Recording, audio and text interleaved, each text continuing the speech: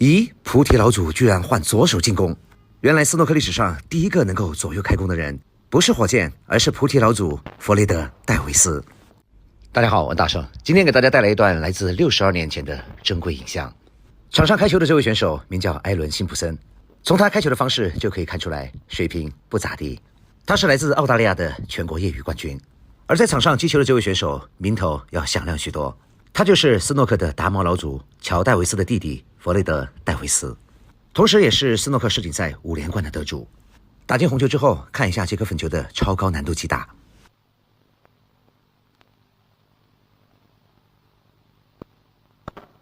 打进这颗粉球对准度有着极高的要求。接下来咱们就来看一下乔二世的精彩表演。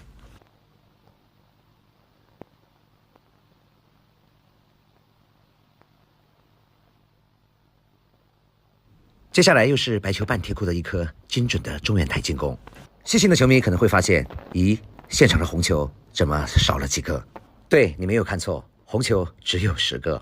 这也是当年的乔二世为了推广斯诺克这项运动而进行的一项斯诺克世锦赛冠军全球巡回挑战赛，分别在当时的孟买、南非以及澳大利亚各举办了一站。现在大家看到的就是其中的澳大利亚站。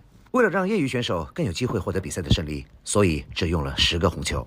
接下来咱们就来看一下业余选手艾伦·辛普森有没有机会战胜乔二世。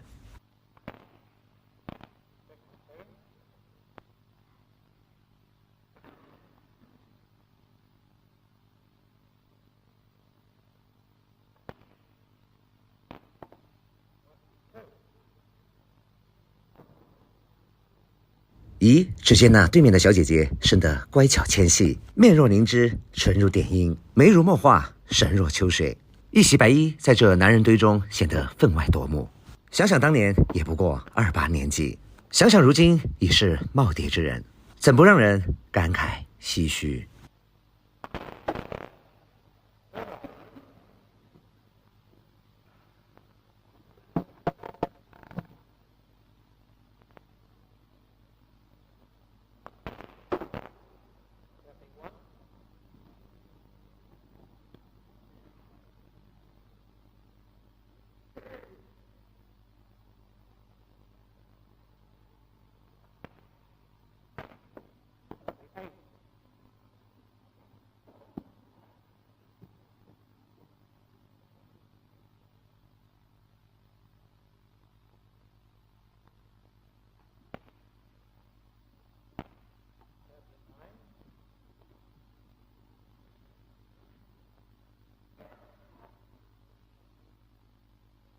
看看乔二世这样的架杆方式，名叫凤眼架。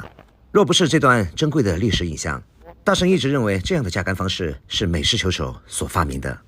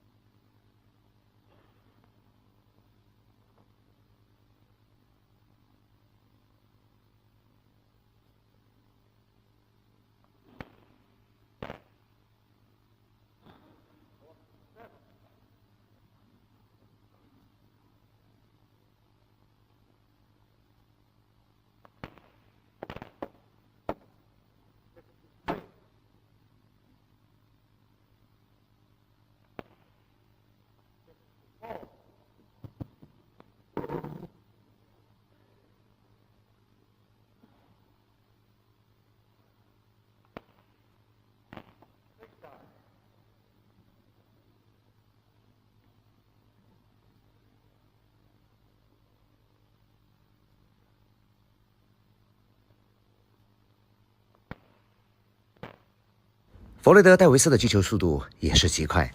之前大圣发过一段1962年他的哥哥乔·戴维斯在球场训练时打出的一杆破百视频。当时那段资料显示的是人类有影像记录的历史上第一杆斯诺克破百，而弗雷德·戴维斯的这一杆想要破百的话，因为只有10个红球，就必须完成清台。打进黑球叫到最后一个红球之后，现场爆发出了雷鸣般的掌声。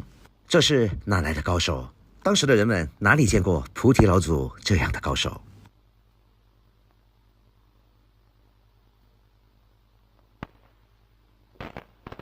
高难度的贴钩红球照样打进。但是想要破百的话，还要完成清台。弗雷德·戴维斯能够做到吗？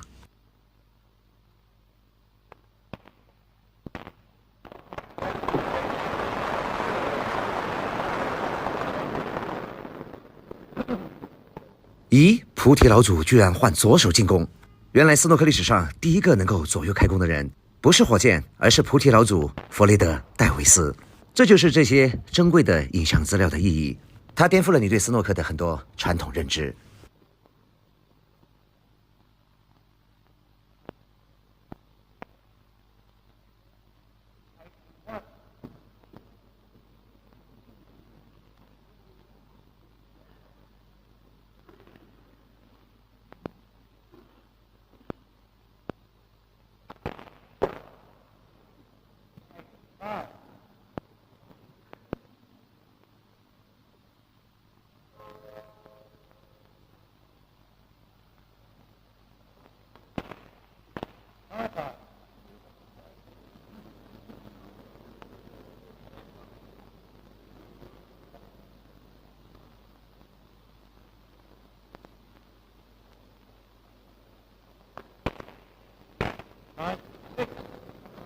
打进粉球，完美的叫到了黑球。打进黑球将会完成破百，这可是大圣目前见到的有影像资料的最久远的一杆破百，并且要知道他打的可是10红球。那么现在问题来了，你知道弗雷德·戴维斯这一杆打了多少分吗？同时介绍一下跟乔二世交手的这位艾伦·辛普森，经过这番提点，见识了什么叫真正的斯诺克，面壁神年，卧薪尝胆。终于在1971年打进了斯诺克世锦赛的决赛，虽然最终输给了约翰斯汀赛，获得了亚军，但是这些都要感谢乔老爷子两兄弟对斯诺克的贡献，要不然你们怎么会见识真正的斯诺克高手？回顾大师高光时刻，关注大圣中球频道，经典永流传。谢谢您的观看，我是大圣。